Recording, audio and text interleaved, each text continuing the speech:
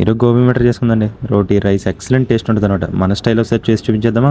అందుకే stove on చేసుకుని దాని మీద కడాయి పెట్టుకుని 2 టీ స్పూన్ ఆయిల్ వేసుకుని అందులో జీరా వేసుకుని అవి వేగిన తర్వాత జింజర్ గార్లిక్ పేస్ట్ చేసుకోండి. అది బాగా వేగిన తర్వాత అందులో ఒక 4 రెబ్బల కరివేపాకు, ఇంకా పసుపు, కారం, ధనియాల పొడి వేసుకుని బాగా కలుపుకోవాలి. ఇలా నూనె తేలిన తర్వాత మనం ఆల్రెడీ 70% ఉడకబెట్టిన బంగాళదుంపలు, ఇంకా క్యాబేజీ, ఇంకా గ్రీన్ పీస్ ఇవన్నీ కూడా వేసుకోవాలండి.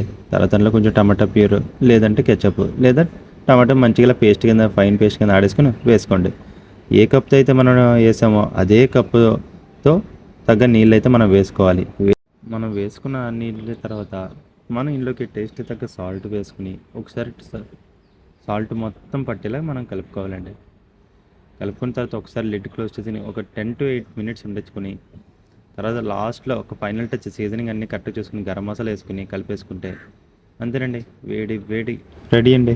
ఇలాంటి మరిన్ని వీడియో కోసం మన ఛానల్ సబ్స్క్రైబ్ చేసుకోండి.